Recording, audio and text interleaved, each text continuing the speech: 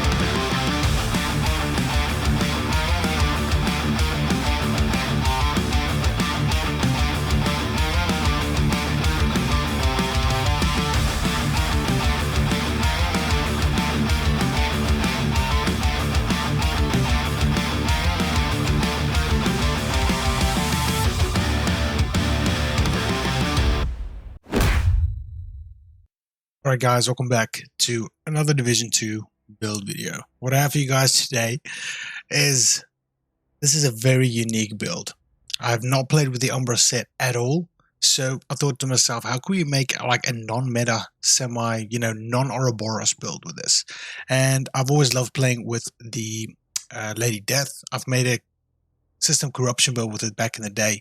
It's one of my favorite builds in the Darkzone. But now recently I got into a bit of conflict and I'm enjoying the struggle. If you've been on my live streams, you probably would have heard me rage quite a bit, especially if you get killed by skills and not guns, but that's part of the game.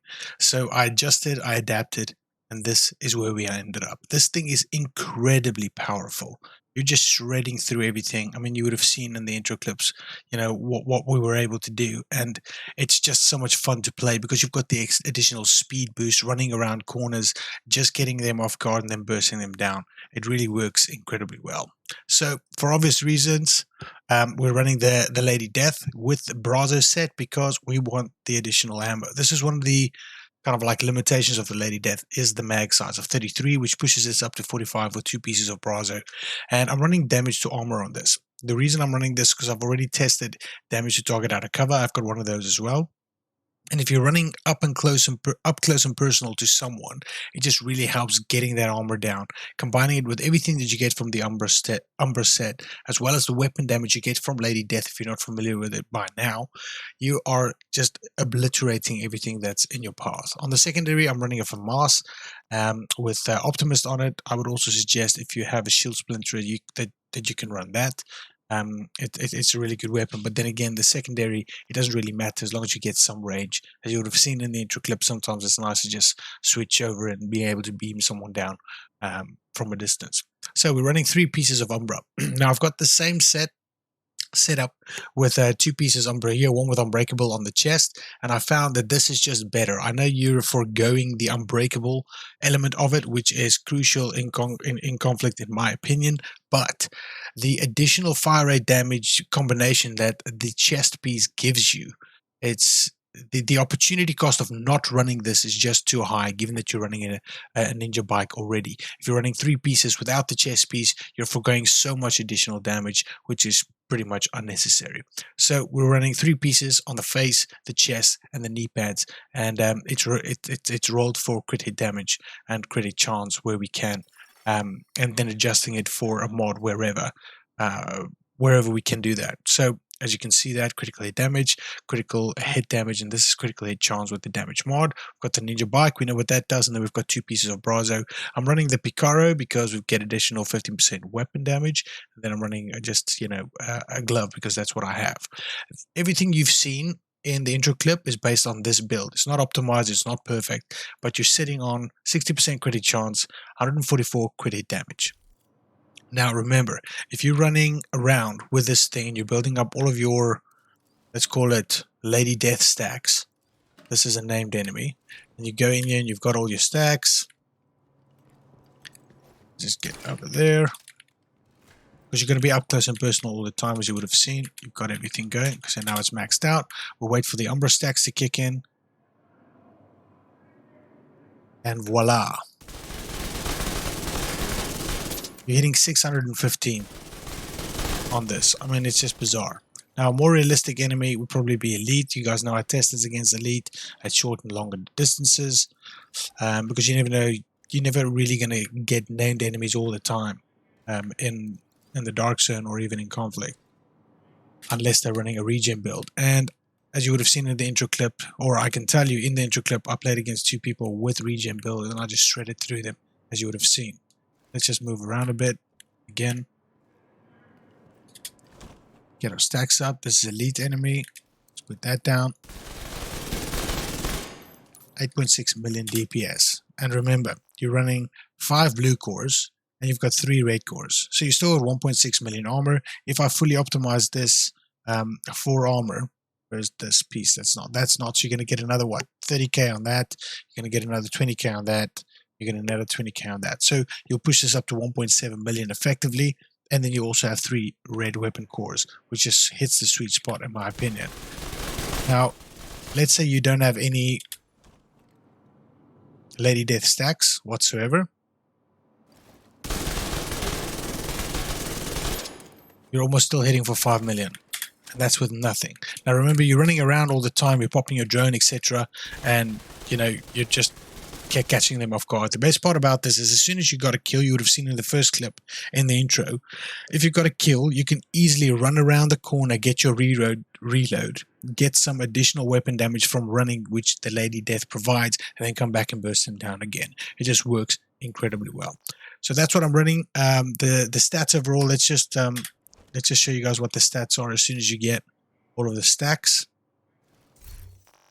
So you're looking at 242, about 250 critical hit damage with 75% additional amplified damage from the gun. And you've got a 60% credit chance, which we all know is already maxed out. It just shreds. It works like an absolute champ. And I love this build. So I hope you guys enjoy it as well.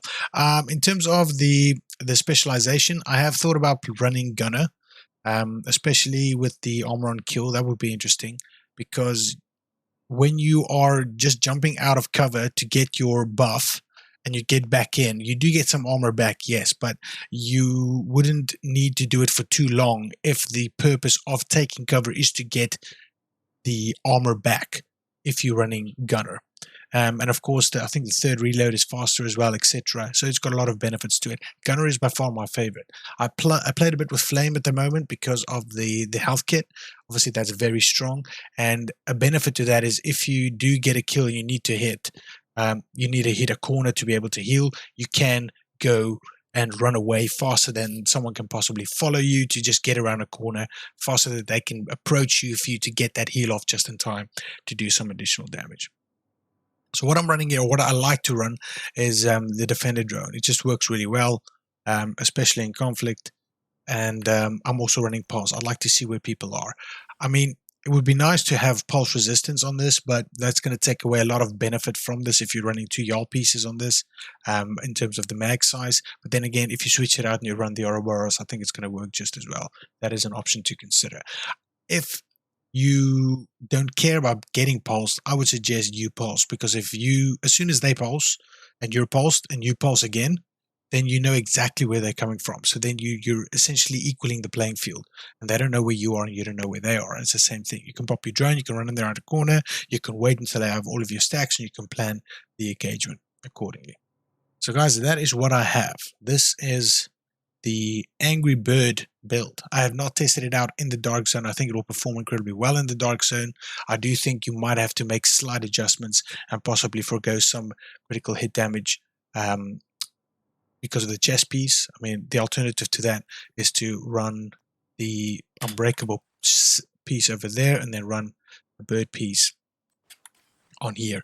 And I mean, it's still good. It's not bad, but you won't get.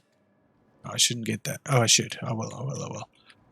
Remember, you still got that. Let's just move around. to show you guys it's the same in the name enemy anyway. So let's just show that off as well. Go back. You're still shredding, but I mean, you're looking at 4 million versus like you're halving the damage, which makes sense because you've now effectively, you know, removed the chest piece that's going to give you that additional damage as well. So you went down from 250 to 180. I don't think that is a good for conflict. I don't think that is necessary in terms of the Darkzone and having this available, being able to switch to secondary weapon. I think it does make sense, but then again, I'll leave that for you guys to decide. I hope you guys enjoy this. Please let me know how it goes, what you guys think about this, and if you're running it or any alterations or adjustments that you would suggest, then of course also let me know what kind of bird setups you're running, and we can possibly showcase that on the channel. Come on, check out come and check out a live stream sometime, and I'm not going to be concerned about you guys possibly backseating and giving ideas. That's the whole point of it. So feel free to pop in on our live stream. We do that relatively regularly as well. Take care of yourselves. Thank you so much for all the support on the channel. It's been fantastic. See you guys in the next one. Cheers.